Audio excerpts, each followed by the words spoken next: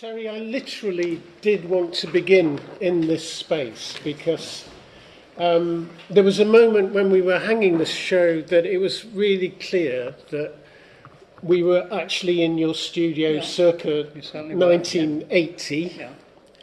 So past and present. I'm just going to pass this around because we're sat in the exact same spot as Phil has said. And I'd like Terry just to open up by just talking about that space. And Well, of course, we're in space here, but of course we're not, because it was 7 feet below this floor. For those who have looked at my works on the wall, it looked more like the works on the wall than it did like it is now. So it was to some people it was nice, to others it was nasty.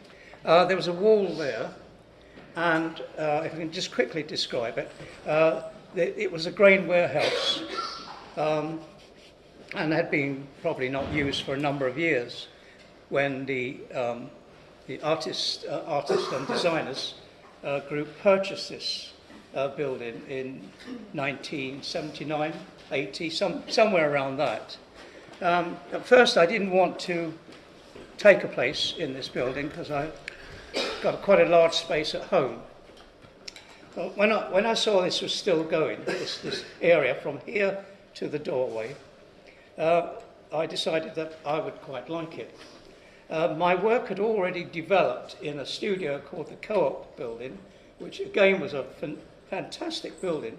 It was rock solid, and the only reason we had it, the council let us have it, because they were digging underneath the building 24 hours a day. The navvies used to come in, and they were only employed for about 2 weeks, and then they had to leave.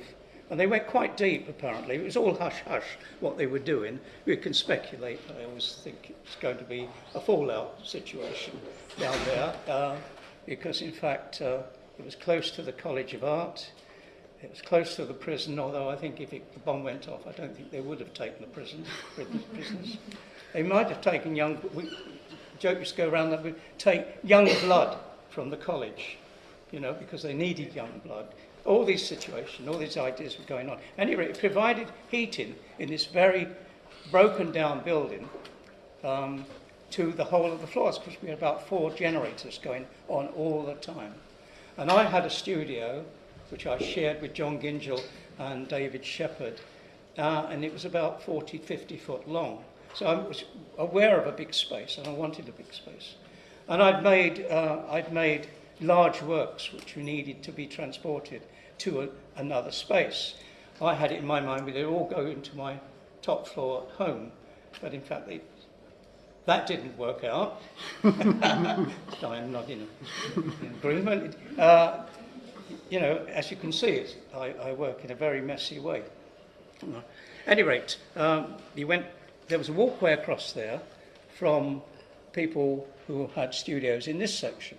The walkway across there, and the steps went down where the steps are, but they went at that angle, concrete steps, down to 7 feet below. And it went up, I think, higher than this, where the ceiling is here. And it went up to daylight, mainly because the glass was all smashed. It was like a greenhouse top. It was very nice. Do you live in a place with a greenhouse on the top of your... Yeah, like your place, I think it was an old Victorian greenhouse.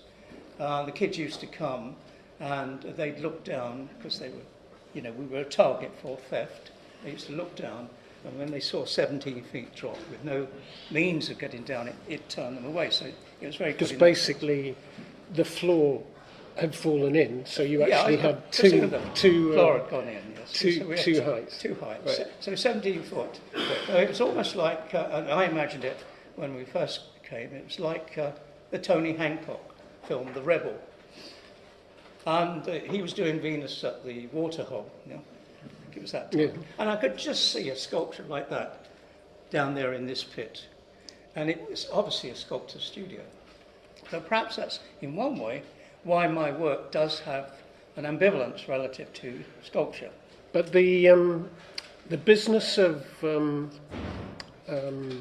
painting both in the co-op and here, allowed you to, I mean, if you think about the Marconi piece, Sisley and Marconi were there, that's still very recognisable as painting, but there's some significant things going on in terms of, the support, because you moved to here to Cardiff 69, shortly after that in the 70s, you're painting on the first of the characteristic Terry Setch supports, which is 70, sort of 74, 75. We didn't move, Di and I, to Penarth until 69. Yeah.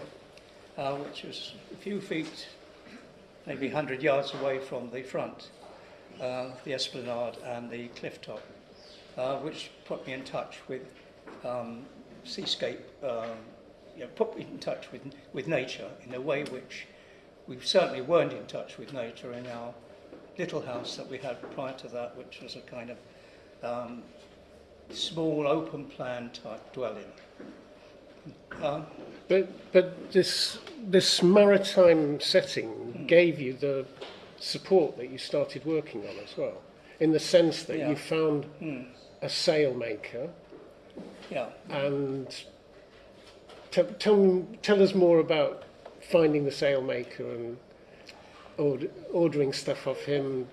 Well, the first thing is I've decided that my work is no longer continuing in the vein it had been moving. I was into house and garden, homes, comfort, something which might have been current at that particular time. People were probably familiar with house and garden type imagery. Designer type. I was into that, believe it or not. But you had found Axminster carpets. I found Axminster carpets, which I made paintings of. Yeah. There was obviously a great deal of tongue-in-cheek going on, whatever I did. But having got to 69, when we moved to Penarth, there's that fantastic view.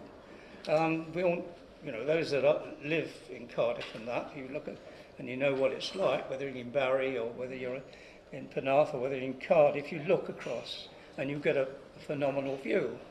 One can easily slip it into some kind of pictorial construct. I suppose I thought that it was almost like a picture postcard view, and how was I going to deal with that, trying to marry it up with the work I had that had preceded it. Having got onto the beach and realised that it's not clean anymore, you sink in the mud, you're very careful about where you step, and it's a situation of exploration. I had to forget about every intention.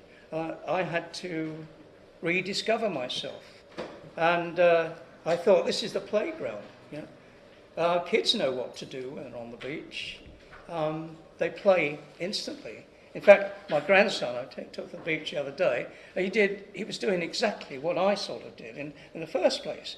He was saying, this is a dog, a large piece of concrete, this is a dog. And all he has to do is put 2 more stones there and he's got a dog. Graffiti is a nice place to do graffiti on the beach. I've seen a lot of that, You've got to search for it now. Even within, I want to come back to this, even within the business of what you were going to make work on, the maritime environment gave you a support which you perhaps wouldn't have found. Well, that's true, but of course it doesn't just happen. No. I've got to find what I'm doing. So what I'm doing in the first place is I'm making a fire. I'm building stones. And I'm making a fire. I pick up a can and I hang it like a billy can over a structure. I draw a fish in the sand. I start going for walks along the coastline. It ultimately ended up in a 2-mile stretch from the Esplanade to Sully Island. So I'm just trying to find what the hell this is all about. The view is phenomenal. The weather is incredible. Great changes. It changes in light. The tide is second highest tide in the world, which is an event in itself. It brings stuff in and chucks things out, and you have to find them. So I think that was one of the things which could explain when I came to certain terms of I've got to confront this view. Is I found wood, which is very easy then in those days, branches, large branches, and I made a series of 6 poles. And on those poles I hung a can, and I took a bucket of emulsion and I wrote oil on the can. I was starting to get involved in a kind of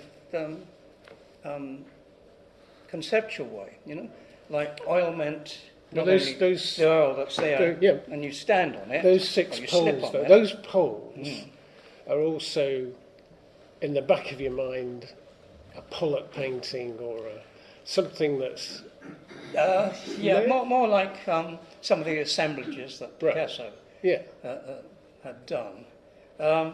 It was like a cartoon, these 6 poles, in line with the tide. And then an intention came into this, that what I would do, I find some cyclic that I could measure it by. So the tide comes in, and of course knocks the whole thing down. I'm somewhere else, I haven't seen that. But my method the next day is to go and find it. And that's difficult, to find a tin can that you left one day. I found a few things, and I would then try to reassemble them into other constructions. So I had a system at that stage whereby, I could think. I was gradually thinking into something. And I also had a model. I had a line of these totems, which were, you had the view, and then you had the line of structures. Therefore, you can have a painting behind it. So I took canvas down to the beach. I threw it in the sea. I got it wet. I got it more pliable. Tried to prop it up, which is extremely difficult, to hang a canvas on the beach. It's all right if you've got a little easel and you've got a canvas about that size. So I did all these absurd things. I was, laughing at myself in the sense it was a comedy. It was me performing in some kind of way without an audience, and I realised that potential, a kind of performance. And out of a performance, you make a painting. And so then the backdrop idea started to generate in my thinking. So there's quite a time, maybe a year or so, where you may be doing little things in a traditional art way, but there's this huge coming to terms with an initial encounter with the beach, which is surprising because it's throwing out the picturesque, because it's a place of discovery and meditation as well about what these things can be. So how then do you get to deciding, well, I can make something that's going to end up in a gallery, as opposed from this bricolage? I didn't imagine the gallery. I mean, it's like initially it was going to be my top floor at home. Of course, when I came into this building and the co-op before that, then this was a dump. This really was a dump. And the beach is a dump, with all manner of things thrown down, left. So where fishermen go down on that beach and they leave a hell of a lot behind. It's less so now, but in the 70s, early 70s, there was a lot of junk there. A settee gets on the beach. The fishermen use that settee, and they make a fire, and it's going on all the time. So there's lots of stuff happening. In terms of a structure, the real difficulty is how you get this wet soaking canvas from that situation into a viewable situation. It's okay if you've got about 15 assistants helping you all the time. Mine's a singular path, and as such I've got to find ways of dealing with that lack of help, I suppose. Students came down with me on the beach on occasions. Di came with me on the beach on a few occasions. I'd have some sort of help, especially in terms of photography. So there's quite a lot of photography at that particular time of me working on the beach. I don't know if anybody's seen Pat Athey's image. It's actually where we're selling. There's the catalogue. There's a little detail of it, of me in the sea dragging out the side of a fridge, I think it is, or something like that. I like the photography going on all the time. It inspired me and fed me and so forth. I still had this business of physicality. When going back to your thing, where did you go to? Where did you buy something like this? I've got the potential of going to a skip and finding stuff, which I've done all over the years. In Cardiff, there was this Cardiff Canvas and Cordage place that had probably made sales in the mid 1900s.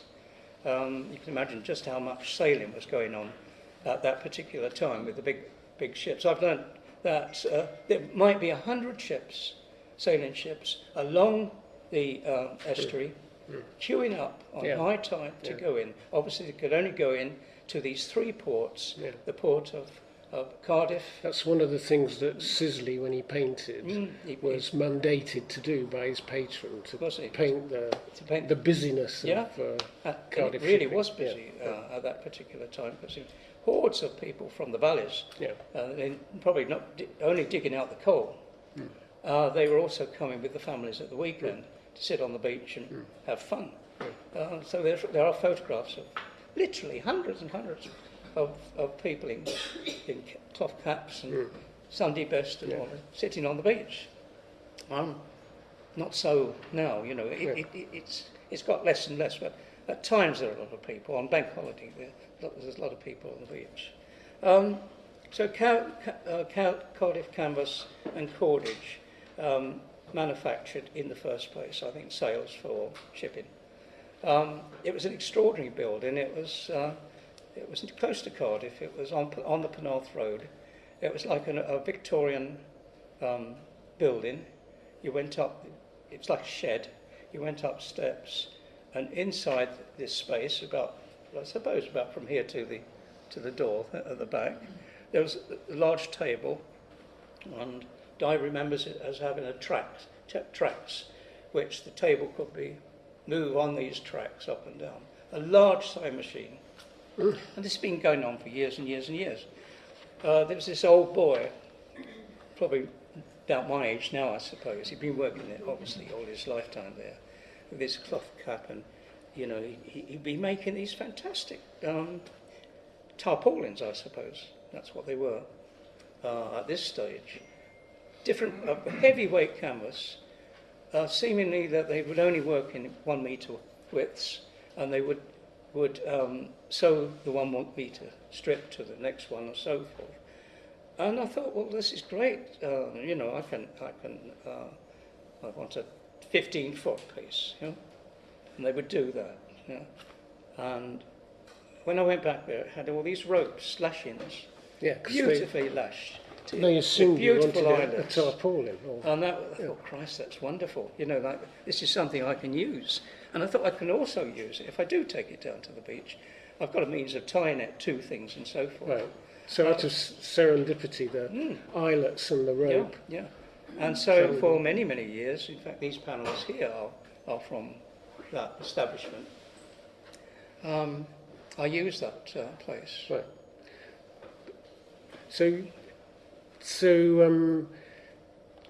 this then gets to the point where, do you consciously think about subject matter then, or you've been on the beach? Well, it was instantly subject matter, which completely at odds with the domesticity of things that I was playing with in the first place. So it's like, what is it going to become? I suppose the real change was when I regarded this as a kind of backcloth, as I said, backcloth to my actions. But I suppose the real change comes when I decide that I've got to find an equivalent for the things which are going on in the beach. I mean, these tremendous forces, the tide, the wind, the change, going through the different seasons. I've got to find the mulch, the wetness of it all, the mud. I don't know how many people remember the bay here before the barrage happened. Memories of things slip very quickly, and you forget about them. That this was mud. Yeah. This was you've got the landscapes of the Rhondda, the hills of the Rhondda, and whatever, and we had our own landscape. You had mud which rolled across that area, and the boats used to tide went out, and the boats used to fly at a funny angle, sticking out of this mud. But you're getting picked up by shows of painting which are largely talking about the resurrection of painting, new painting. And here you arrive with these tarpaulins with half the beach on them. It struck me as sort of odd how the art world was trying to draw you into a dialogue about painting, constantly sort of appreciating what you're doing, but you sit to one side of it, really right from the off in the 80s. It just seems to me that every show you go into, you could tie some of the other painting that's going on back to abstract expressionism, whatever. But a Setch becomes a sort of intractable object that people are going to have to deal with, and you put lots of stuff not in the way of, but actually confrontationally. I think you said at the time something. I want this spectator to have to work a bit harder than just taking a painting. So the team of selectors for the history of painting show, I think the artist, I've got the title of it at the Hayward Gallery. I've shown at this Hayward was sort Gallery of 87, right? Yeah. 5 or 6 times. Yeah. The early one was I got a lot of success, a lot of press, and a lot of interviews out of that. Mainly, I suppose, because it was different. Certain people liked it because it was different. The show principally was about coloured field painting. Yeah. It was, what colour can do. Yeah. I suppose Gillian Ayre's show that is an example of, that kind of energy of painting. Yeah. This piece I had in the show was a 3-sided piece, which you could actually move into, you could walk into, and it had these 3 sides, it had a back and 2 sides. I was allowed to do that because in the Hayward Gallery, there are plates on the floor which you can attach screens, I think, to, and whatever. So I could make that configuration, which was very different to the notion of painting that was going on in that. It was environmental. And environmental's a key word, not because of ecology or environmentalism. It's because it's a really important base for you, isn't it? I mean, you talk about that you have to make work from your environment. That's been true of all these stages of your work. Yeah. So when I just want to sort of digress a bit, but when you went to Australia, again in the late 80s, you don't have the materials that you've been building up from the beach or you still decide, even on a 3-month stay, that you've got to go and find an environment in which you can work, and it seems to my mind, Aboriginal. So groups that families with an old bit of junk, that kind of thing. But that sense of working from your environment as a definitional thing seems very important to the work. The fact that it may then have bigger layers to it that people come along and see or whatever, but the key thing for you is still to work out of understanding your environment. Is that a fair enough? Yeah, I mean it's a mental connection. You've got to make some tie with this alien place. I've never slept on the beach, but I mean, if you, supposing you went down there to sleep on the beach, Yeah. you'd have a lot of thought going on. How can I deal with this? You know, Yeah. what do I do? Do I take a bed, Yeah. bedstead down with me, or do I build the rock so I can sleep? Yeah. You know, But you've also talked about the beach not being the subject because you actually take thoughts to the beach which are playing in your mind. you take an idea to the It's a beach, beach, yeah. rather than At the that beach stage, give you an in idea. the first place, I took an idea which was alien to it. It didn't work. Right. But I took when it did start to work. I transgressed myself. It was when I took a beach towel to the beach. And it had a big fish, like a place. It's very, very 50s kind of design. The bubbles came out of its mouth. Yeah. And it was a nice clean towel, and I could use it in conjunction with this stuff, Yeah. which had intermingled. But you're constantly trying to bring all sorts of environments together as well. Yeah, The yeah. manufactured towel, the drawing of the fish on the beach, the action of the tide, the sense of I mean, the this struggle place. to find something, to establish myself on that beach went on over a number of years, and with absurd things happening. I mean, I used to like to be in a place where it was just me, yeah. So it meant walking, a mile or 2 miles around the headland towards Sully Island. And if I'm taking loads of stuff, and I mean a lot of stuff, like 8 foot of canvas or something like that, and I'm then thinking, what else do I need? I need a bucket. So you put a bucket on the end of this roll of canvas, and what else do you need? You know, I would take a lot down there. I was fit enough to do that. That's why I've stopped doing it. I take all this down to me, and then lay it out and find a studio to work. This was my playground, but this was my second studio. And then became my first studio. But so that's a lot of things going on. The beach, begins there's an evolution of materials as well, isn't there, in what the painting might be made of. So you find things like, you find polypropylene in skips, I suppose, but you've also seen a lot of plastic on the beach. Yeah, I mean, I take, I suppose, the canvas was slightly alien to it in a way, because it was nice and new. I mean, it wasn't like last that. long. 4 minutes later, it's in the mud. Yeah. And it's weighs twice as much. Yeah. I needed it if I was going to paint, I'll deal with it on a roughly in a two-dimensional way. I was going to have to find the materials. So the canvas was a commercial product. Yeah. It could be identified as a tarpaulin. Well, there wasn't a tarpaulin once I bought it.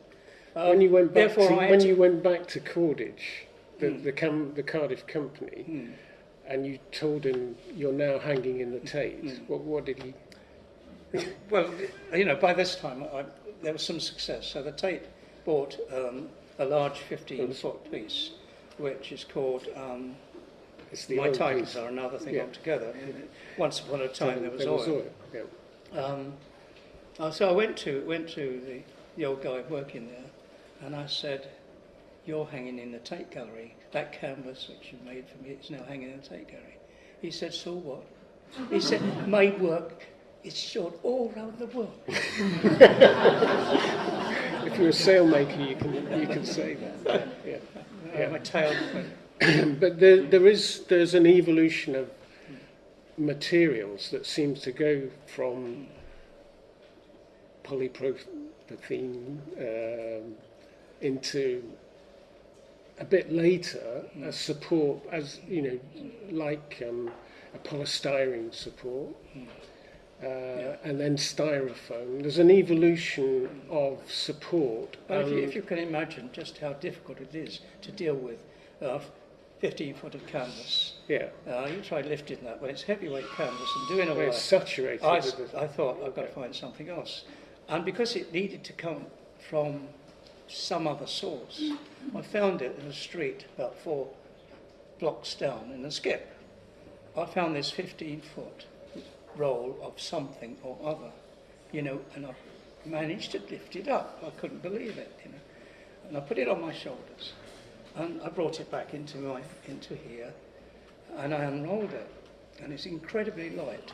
And it, as you say, it's polypropylene, which, you know, chairs, we haven't got chair made of polypropylene here, but it might come in a chair form, or it could come as a spray, a sheet, and so forth. So 15 foot, and I can take that to the studio. So I was forced into that situation of finding materials which were physically right for me, in terms of how much I could lift. And then I'm starting to become more and more politicized. I'm dealing with, well, the time when the Torrey Canyon the ship went down off the Cornwall coast. And beaches were saturated with oil. Our beach probably wasn't saturated with Torrey Canyon oil, or it may have been, I'm not sure. There was a lot of oil on the beach from the shipping, as it's much more prevalent then than it was, say, 20 years later or now. So I thought, I'm dealing with an oil industry here. I'm dealing with polypropylene. I'm dealing with stuff which relates to a subject that I'm slowly building in to my thinking and my processes. And so wax was suggested to me. First used it in 1971 as a simple thing, as an extender. You know? It could extend my paint. I could make my mixtures pliable and thick, so I could put a large squeegee mark of this on the canvas. It wouldn't drop off. I thought, wax, yes. It was literally weeks before my appetite and my ego realized that it doesn't have to be in a little pot, and the way it will tell you in the books, you know, how to mix turpentine and wax together in order to make a soft, malleable paste, either to use it as an extender or to use it as a wax paint to insulate against the damp and that sort of thing. It took me literally a week or so to realize I can make a bucketful. You know? And once I got a bucketful, it means I can do anything. I can work really on the scale that I want to work. Yeah. And so, you know, that's what I did. I mean, it was heavy, but I could make a big bucketful of stuff. Yeah. And it was wax, and it wasn't the beeswax. Beeswax is so lovely. Its smell is so beautiful. And I didn't want that. I wanted something which was related to the oil industry, which I was gradually feeding into as a subject. And so microcrystalline wax. I then found out that my polypropylene is the same sort of, it's come from the same source. Yeah. So you can start. And I found out, almost by accident, that when I melt the polypropylene lightly, polypropylene has also a polythene content, and polythene will drip and melt. Other times it just disintegrates. So the actual polythene content came out and mixed into my waxes, and lo and behold, it made my waxes hard and durable. And I thought there's a compatibility. So if I can construct right the way through a compatibility, and you referred to this at this stage, where in fact there's a complete abandonment of this heavyweight stuff, which I had been working on up to 1987, and although these have been worked on since that time, I could find something that I could again physically deal with. I can lift these panels like that, and I could find a complete compatibility of all of those objects, all of those materials. And an increasing coming together of subject matter, material, and with the image and the landscape. Yeah, you know, the light, the kind of things you feel and you look for. You know, so you look across and you've got no object to look at. You look at the sea, or a little bit in the sea. Yeah. Once went on a boat with Di, and with no life jacket on. I don't know where anybody knows Frank Roper. He's long since gone. And we went, and he said, "Do you want to go?" And I said, "All right." And I took the rudder. He said, "Where do you want to go to?" And I thought, over there? You know, and now you go over there. Are we there yet? There's no marker or anything. So, I mean, there's that situation of you've got to look at something. You've got to focus somewhere. Yeah. And through materials, I could focus on the light.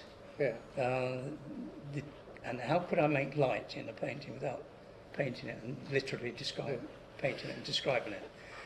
I found a way of working that. Yeah.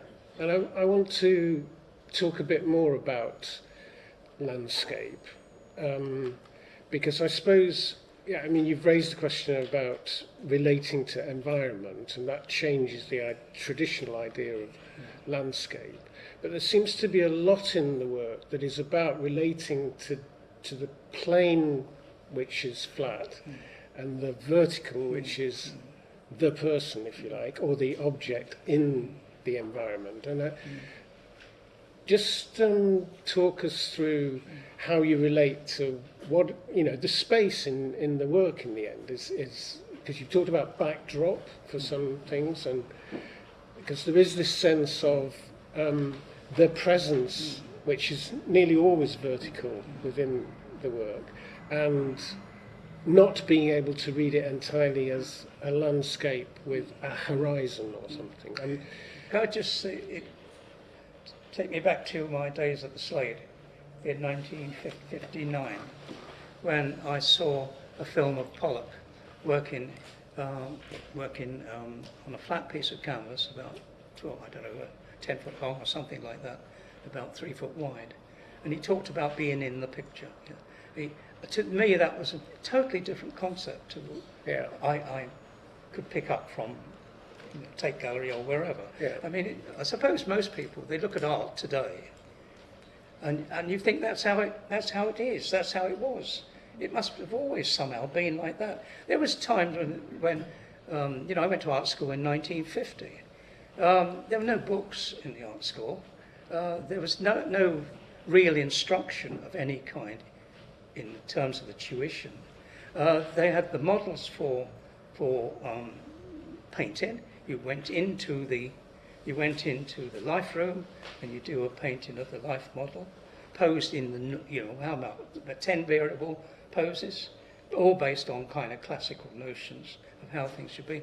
When I went to the Slade in 1956, they still had that notion. In the prospectus, it said students are expected to draw, not paint until the second year, but draw from plaster casts, or plaster casts with a rubber tree or a goldfish.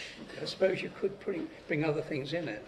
I mean, quickly changed and thought, fuck that, I'm not going to do that. And then I got frightened, so I went outside and stood on the landing, which was only about this sort of size. I got an easel, and I just started to get a big piece of board and started to do what I wanted to do, knowing that any minute now the professor's going to come up and say, back in there, like it was that situation. 4 years later, there's more people on the landing than in the... But 4 years later, I'm still on the landing. Yeah. That was my studio, this little bit of concrete space. I mean, you can't imagine what it was like. But there's been an awful lot of talk in the painting world about, the flat, all the abstract stuff is, about the notion of the flat surface. And your work seems to be very, very contentious of that whole notion.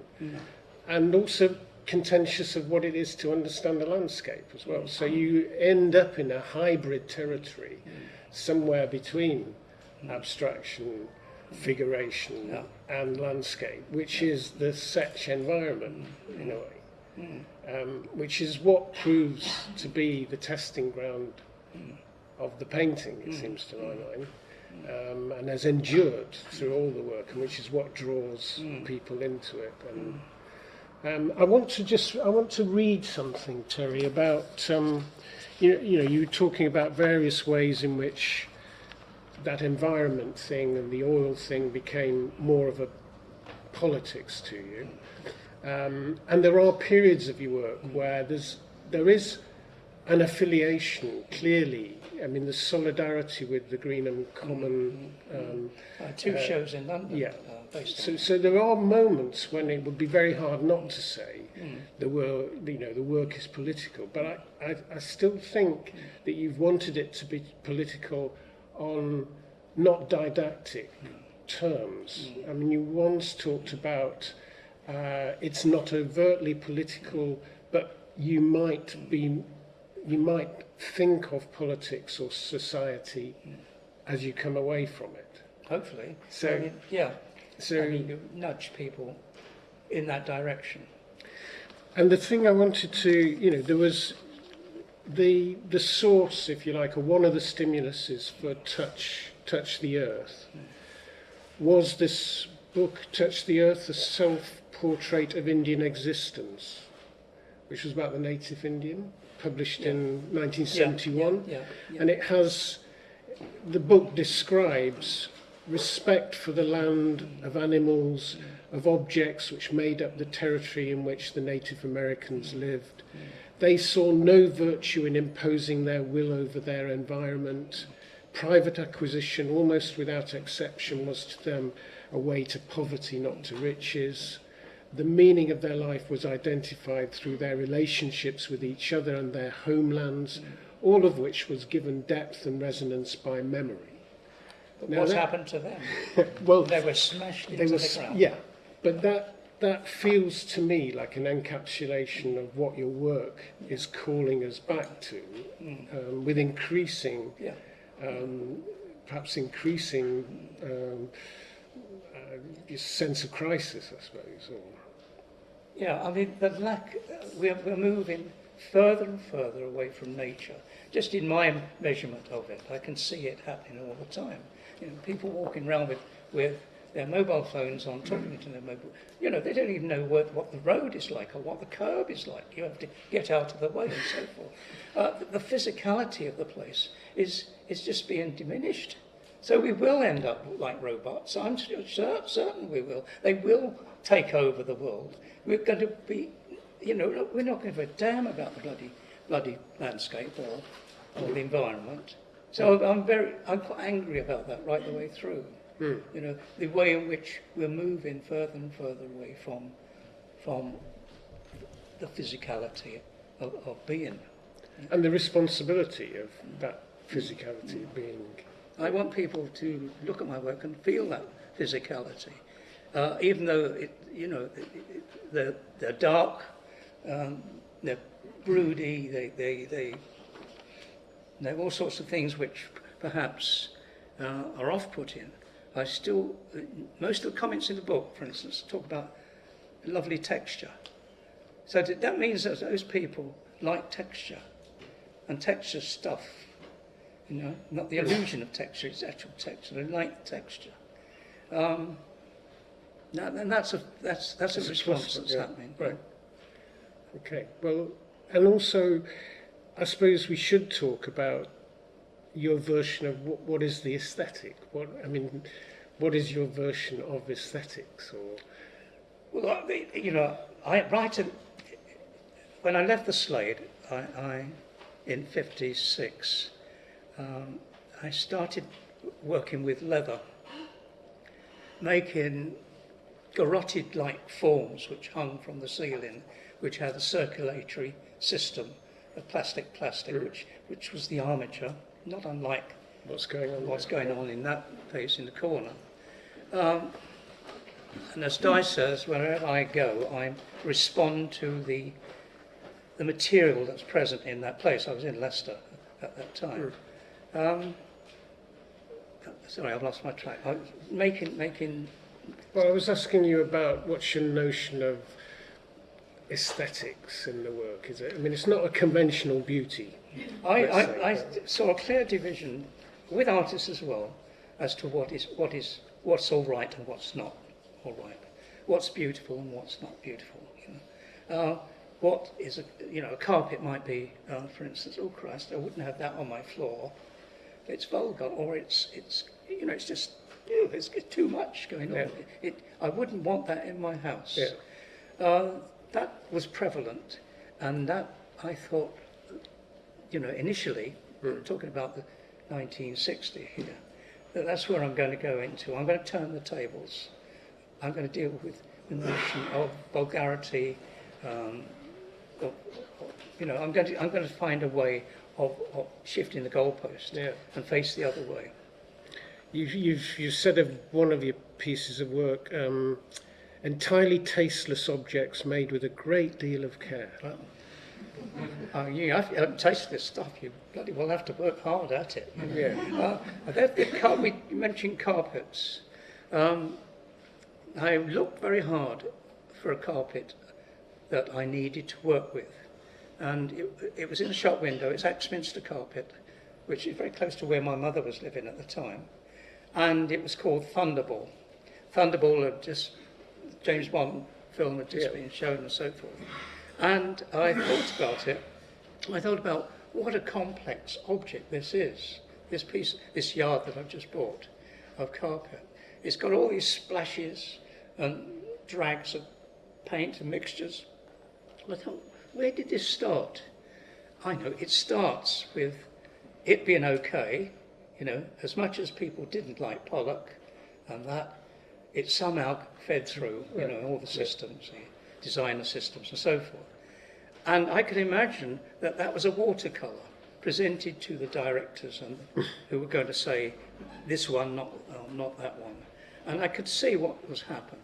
You take three colours and the basic triangular marks, very crudely done, and the colours run into each other.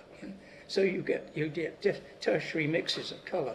You get maybe 13 colours, because when they look at it and they say this is the carpet we're going to manufacture, enormous process to undertake, an expensive process. The person who's going to deal with it and transfer it into a computerised machine is going to have to denote what these changes are, and can we match those changes? And so you've got this incredible complex thing. I'm going in a basic thing, which is, most people would think, taste issue. Some people will say, oh, I love that, and some people, the other half will say, no, and that's a taste issue. One right, and the other's wrong. Let's try it out. So I tried it out, and it definitely worked in that way. Right. And so you might have more art people saying, too much for me. And my mother-in-law might be saying, love the colours. So we've got something going on. So we should look to opening it out a bit more. So maybe you have some questions or some thoughts about what you can take away from this painting, or what you want to read into it. So it's a bit abrupt, right? I mean, Kick us it's off. called Past and Present, and it doesn't go back that long into the past in one way. It's not a retrospective, but it is a re-engagement in some kind of way. It goes back to 80s? 1987. yeah, 1987. Yeah. I guess what I'm asking is, it's a kind of re-engagement with certain aspects of practice, and kind of changing it, reconstituting the past so it becomes the present again. Well, I mean, as the biggest label you could put on my work, somebody's writing about my work, they talk about recycling. Yeah. And recycling has been an issue which happens on the beach all the time. I found, I have to say this, that in my search for trying to establish a location, a spot that I could actually define, I found a car on the beach, and that car was like, it was like a parody of itself. It's like, how do you get a car on the beach? There's a big cliff behind you. There's a rough sea going on. The ground is totally uneven, might be 10 foot in height in some places with the rocks and so forth. How do you get something like that there? Well, I kept that question I pushed that question aside. But it obviously came from up there, from the cliff top. But that did actually pin me, in a way. The ambiguity of that situation electrified me. And just thinking about this is now, these two pieces are a diptych, if you like, from 1987, a panel from Touch the Earth Again, and a panel which was part of Touch the Earth Again, resurfaced, reworked. What prompted you to either pick that panel rather than that panel, or there was something that... I showed this in Flowers last year, this piece. I've since moved it further into figuration. I needed a figure, like I suppose a figure you might find on the wall where some ritual or something's happened, like in Dordogne in the caves, the wonderful caves. I don't know whether anybody's been around the caves in France. Phenomenal, imagery. That kind where it comes out of the rock, it comes out of the ground.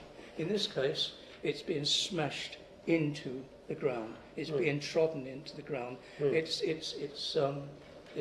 moving to a rubble. It's not a big step to go then to Aleppo, where all flesh is being hammered into the ground. It's a situation which I can't help thinking about when I'm working. So, yeah. But it's a severe reworking of the piece as well. It's a major overhaul. Yeah. I mean, because it was part of a big narrative. There are 8 panels. It's 16 to 18 foot high. It's 32 foot across. We've got an 8 foot or 8'6", 9 foot panel by 6 foot across there. It's one part of it. It's got to exist if I'm showing it in a situation like this. It exists as a single panel. It has to be long like that. Yeah. And that requires a lot of adjustments and a lot of adjustments going on. On some of the panels, they were so heavy that I could no longer move them myself, other than just a little bit. And I had to make them lighter. So what I did, as most of the work on the beach was about excavating, I was finding things, losing things, digging things out, You do this on the beach. You say, what's that? You look for crabs, or you look for fish, or a stone, another stone. So I was taking stuff off, a lot of stuff, which was reducing it was reducing the weight, but it's also changing the image. The image was it was dissolving. And then I wanted to find it again. So my processes allowed me to find it again. Incidentally, my process, I talked about wax and the polypropylene and that, but my process is heat process continually. It's hot air gun. When I started in 1960, 70, you couldn't get the hot air guns, paint strippers. You couldn't get those then. You had blow lamps. Have you seen the blow lamps? They're brass, and you pump them. And then this great flame comes out. I mean, that's how I started. And it's really frightening. So I wonder there's still a studio here, actually. It's a great jet of flames are on the surface, and I'm excavating the surface and so forth. And the politeness of a hot air gun, when it has 2 temperatures, is almost too much to bear. Can I say something? I really like what you're saying about the materiality, and the notion about this hot air or blowtorch, the physical things you pump up. And I suppose what's interesting is that this space lends itself beautifully to these works, because you have an opportunity to seriously look, and the spectacle is, this space is designed for spectacle and looking at work like this. And I kind of think what's interesting is that when I was in art college, you talked about studio spaces. There was loads of studio space. In fact, art colleges wanted students to be able to have space to work in. Where was that? This is in Belfast at the time. But the really interesting thing is that you literally could deal with space and a sense of materiality and physicality in a really interesting way. Students now don't have that opportunity. Well, because they don't have the space? Or? Yeah, because a lot of the space is being given over to real estate or ways of using space, which isn't about that empirical experience with objects and things and the kind of culture which I was brought up in it.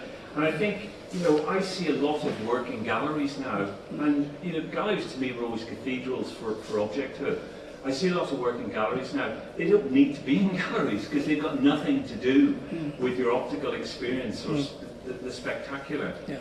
And what's so lovely about coming back into this space, I've been in here for years, is just there's a luxury for allowing you as a spectator to look seriously at art. And I think, I applaud the opportunity to come and partake of that.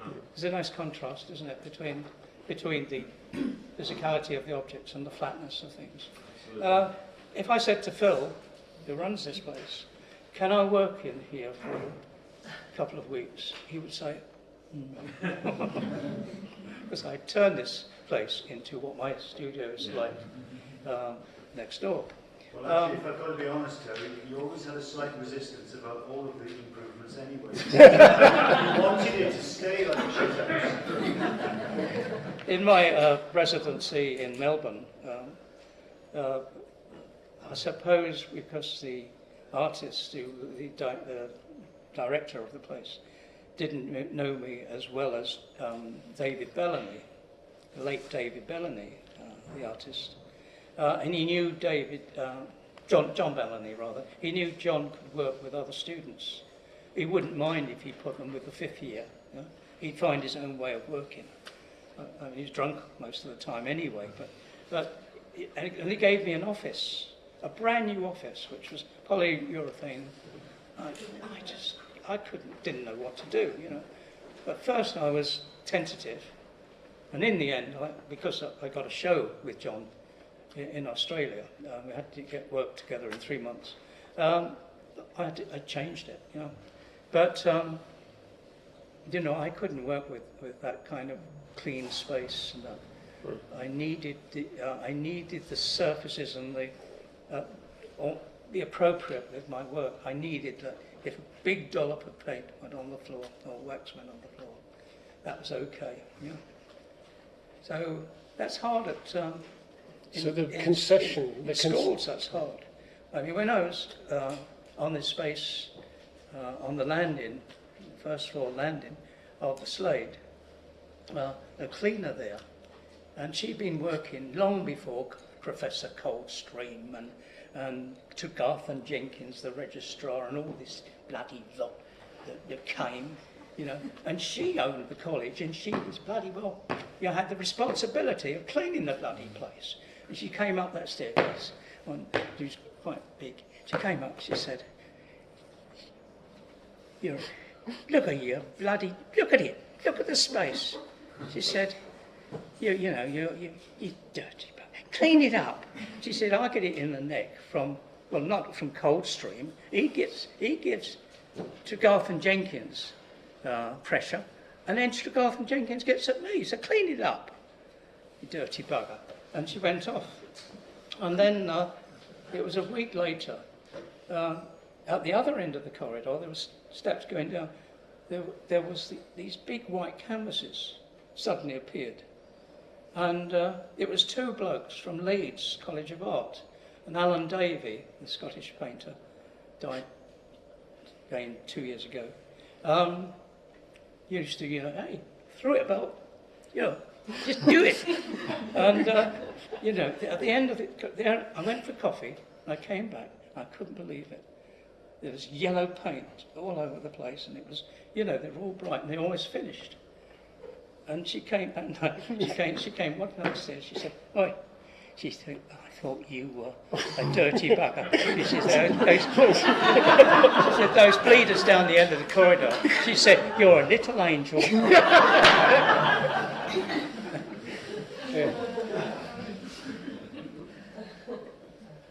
other people want to pitch in? Yeah. As Penarth, by its very nature, is a scruffy beach. I've grown up there since I was this big. I adore Penarth Beach, very precious to me. But it's a scruffy old place. Lovely, lovely. Always has been scruffy. Do you think that that was a help? Rather than if you arrive somewhere like Barry Island, which by its nature, if you take away all of the government, by its nature is a very beautiful beach. Do you think that the effect on you Oh would be yeah, different? certainly, yeah. Because Yeah, Penarth is the physical scruffy, circumstances. but It's a hard beach to walk. yeah, You know, it's okay on the Esplanade. I don't. Well, you've seen the sand.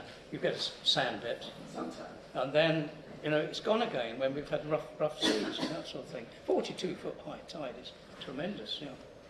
So it continually changes, and I love that. I mean, the American beaches when I went to the American art schools, Canadian art schools, Vancouver. Those beaches are very beautiful, but I couldn't really work in them. I don't think. I do locate to where my dad worked, and my dad worked on the Isle of Dogs, and he was born on the Isle of Dogs, and it was a rat-infested hole there. It was not a good place to be. They obviously hated it, and he worked at a boiler making ship's boilers and repairing that. And it was scruffy. It was not paid well, and but I used to love that, seeing that area, and I used to go and play on the barges and that. So that would be a convenient place, and perhaps I still hanker a little bit for that estuary. You also talked to me about the experience of being a kid who played on bomb sites in the. Well, when I was 4 years old, we were living in Lewisham, which is quite a good place to live now, I think, in a rented accommodation, one room, I think. And bearing in mind I haven't got much visual imagery of it, but in that, I think they rented the furniture, what little furniture they had, so you paid monthly or weekly or whatever it was, and so you didn't have any real possessions. And the lead up to the war, and then the war started, especially in the 1940, when Hitler's determination was to literally set London alight. They would come in over the docks, the Arsenal or wherever, and they'd drop all their bombs. They'd aim for all that. And we were on the fringes of that in Lewisham, and we would get it. And we were cleared out of the street when landmines dropped in the street, unexploded ones. We had to get out. And I think at that stage, my mother's nerves were so bad, she said to my father, "I'm leaving, we're never going back." And I do remember, I remember some sense of flames and things like that, but I do remember standing at a bus stop with just 2 suitcases, and that was it. They could literally move out with very little possessions. And a van pulling up and taking us to a Salvation Army hostel, which they provided us with bedding and that sort of thing, blankets. But that landscape of Second World War London is very. Yeah. Made a big impression. Yeah. I mean, then I'm remembering back or thinking about it, because I used to go back to London. My father used to carry on working right through the war from Sutton, or not Sutton, but Surbiton, where we were dumped on a family. I used to travel on trams right through, seeing London literally falling down, like it was there yesterday morning, but it's not there today, that kind of thing, which must be very, very hard. But if I can just say, a landmine, when we moved to Surrey, and bombs dropped, a flying bomb dropped, like the next street, and shattered our windows, but we as kids felt nothing about it other than, God, we could play there. And we go to this bomb site, and we go with a bit of wood, which was a rifle, and we play armies and that, which we always won. And we would build encampments, and we corrugated iron and metal. Do all of this. Kids do that, but they're not allowed to now. Gordon, you. Hi. Yeah, as a student at Cardiff and for the last 30 years, I've always been incredibly impressed by, I guess, intensity and the energy of the paintings and of that dedication to the craft of it, to the actual making. Whether that intensity of the mark making or of the surface, with a comparison to these incredible kind of vistas and the amount of space that you create with it. I just wonder if you could talk about that in terms of that intensity and energy and that dedication in terms of how you've managed to keep that up with the distractions of teaching, or maybe in terms of energy, like how you physically, like what does it take, or how do you manage to keep that intensity across an image in what David's quite nicely called like late paintings, and how just physically as well, like, in terms of keeping it up. There's a little thing which gives me great pleasure in my processes, which was there when I was 15 years old and working at home and not in the college I was at, and making little watercolours, and I would like to discover something. And the little process there was like flooding the paper and then press it. It's like the surrealist thing, although I didn't know anything about surrealism. Press a damp rag with colour on it and into the surface, pull it out, and it pulls off the paint. And then my imagination saw what, I can now say that's what I'm looking for. And that has gone all the way through, so there's an element of discovery and surprise. That's one of the things that keeps me going. The other is that I'm an obsessive, although my obsession is actually being deleted by my physical ability. I'm 81 now, so it's going down. But the obsessiveness kept me going. In terms of college, Tom Hudson, the director of studies, who constructed, when he got to Cardiff, I came with him in '64, he decided that he could reallocate people to different jobs and so forth. And one thing he said is that I want staff to be practicing artists. I want them to have that relationship with the students, and I therefore want to give them, the staff, a place to work. So I had a place to work.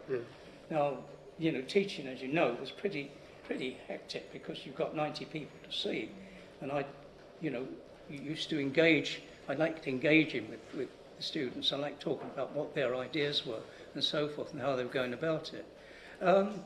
I had no problems with these two things, which for many artists, many at the Royal Academy that I engage with, they found that extremely difficult. How do you get on with your own work? You want your own world, your own privacy. How do you get on that with carrying out course structure and that? I didn't have any problem until perhaps the last 5 or 10 years of my practice. So it's in me, although it's fading, but it's in me. It's not a question and it's not about work. But I just, one of your comments earlier, I just wanted to stand up for the young people you're talking about. So not me, but in their 20s and younger. And I'm not sure there's not very many anyway. They're communicating in cyberspace, and there's a lot of that there, there's phones and whatever. But I think more than ever, they're actually aware of the environment and the impact that we're having, and what they're inheriting. And I think I'm just amazed when I talk to some of them how much more aware they are and what they're trying to do. And even with the kind of the huge growth of festival culture, and DIY festivals in particular, and they're trying to do it themselves and make it themselves from nothing and recycling and what's the bigger picture. So I just wanted to stand up for them. Yeah.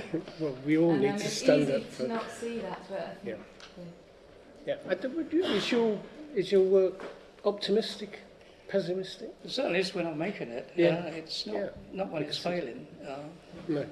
I wonder it's what hard that, to see what it's that all when about. there's, you know, that's how they communicate now. I do a lot of communicating. Young children do. Yeah, I'm talking about. I mean, there's an awareness that happens in their teenage and 20s, and and social media is a big communicator, and you can reach out. But it's also communicating about the environment. Yeah.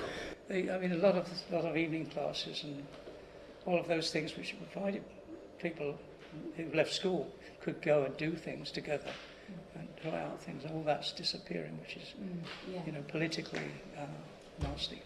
It also seems a curious contradiction, really, in a way where you get when you get all those amazing films now of nature, like the Combattimber films and things like that, where you see some extraordinary things that they bring you right in to this kind of natural world, and somehow conversely we might be getting less and less kind of with it, you know. I mean, it might be a virtual kind of replacement in one kind of way, because you've never experienced that in your natural life probably anyway. You know, it's so extraordinary.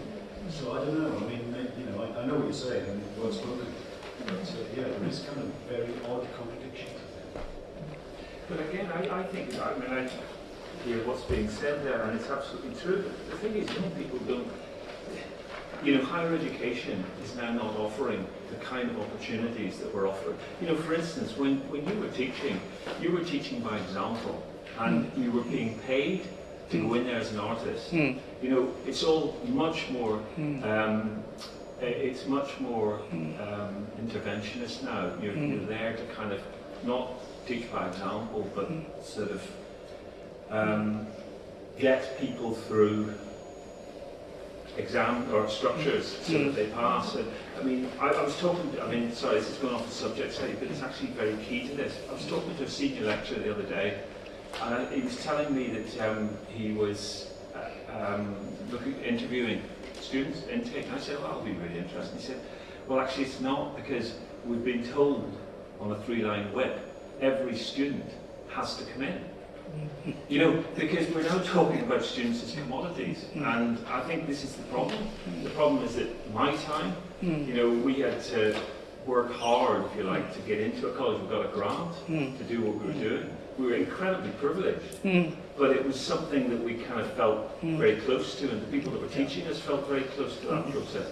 I think young people now just do not have these opportunities. No. And then, of course, the other thing is they've got to pay through the nose. They've got to pay through the nose, absolutely. And as I say, you no longer are given space, and so therefore the screen becomes a very obvious place to go, because you haven't got any real space to work with. Well, perhaps too many people go in college to study art. Absolutely. You know, everybody wakes up and thinks, oh, I should do art.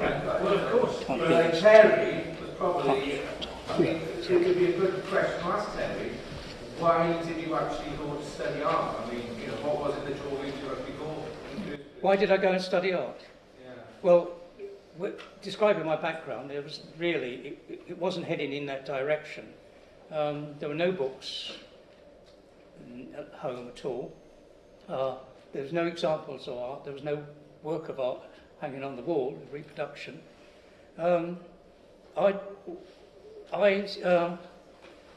My mum was one of the first canteen ladies when the war finished, and at 11, I failed my 11 plus and went into the comprehensive. This was in North Cheam, Sutton area, and it was a big school. And the first week or so, we were given when we went to have a meal at school. It came out of tins. And once the canteens were open, they started cooking for literally thousands of kids, because it would go from this canteen and in canisters and go to other places around the country. And I used to finish school, I don't know what time it was, what is it, 5 o'clock there, and I'd run into this building where she was working with all the other ladies, and I'd watch them. I'd go into the storeroom, but I could see where they were working, like this sort of distance away, and there'd be a big pile of spuds. And they had their 1940s, because this was 1940s, they had their hair in these 1940s hats, and they'd be peeling these spuds like that. And I thought, it's beautiful, you know? And I asked her if I could she find me some paper? I don't know what sort of paper it was, it might be greasy or whatever, you know. But she found me paper, and she found me a board. And I just started drawing, because I'd loved drawing. And I suppose at school, I got feedback. You know, kids would say, I wish I could draw like that, or have my drawings stolen. On one level, that's pretty bad. It's quite complimentary. So I was good at art, although the art teaching was nil. You submitted a... And the proprietor saw me drawing, and so she said, to my mother, can I take Terence's drawings and show them to my brother? So she took these drawings, my mum said, give her the drawings, and he turned out to be head of painting or head of Wimbledon Art School, which was not too far away. And she brought the drawings back, and she said, the brother had said, he needs to go to art school. You know, it's a must for art school. But he's too young. He has to wait till he's 14. I was 12 then. He said, but he can come to my Saturday morning art classes at Wimbledon School of Art. Well, I suppose the average age there was anything from 20 to 70, you know, where they come and draw and do things. And that's how it started, you know. I knew I wanted to do art and I was going to be an artist, whatever happened. So it was very easy for me. You know, a lot of people are very gifted at all number of things, and you're persuaded at school to, you know, be good at 5 or 6 things. You take 5 or 6 subjects, and you've got to be good at all of those. I mean, that's a spread. I was one of these unfortunate kids, or fortunate, whichever way you looked at it, to be totally focused on one thing to the detriment of everything else. So it was easy. But there are, I'm not an exception, but there are loads of kids out there. I knew when I was teaching and we were interviewing people, there were loads of kids who had talent and we never bloody saw them because they didn't have enough money to or the imagination wasn't provided to go on. Resistance. You know, how did you send, if you've got no income at all, if there's only one parent, how do you send your kids to art school, especially now? It's a political issue, isn't it? Well, we've got an election coming up. Yeah. So I think we should draw things perhaps to a close. Terry's obviously going to stay around so you can nobble him about what you've been burning to ask him, but haven't got your question in. I want to end with just a very, very big appreciative thank you to Terry for the work. Yeah. And just by chance today, I came across Delacroix writing in his diary in 1824. Well, it seems to fit the bill. He's a young artist, but he writes, "What moves men of genius?" And of course it's 1824, so he would write like that. Or rather, what inspires their work is not new ideas, but their obsession with the idea that what has already been said is still not enough.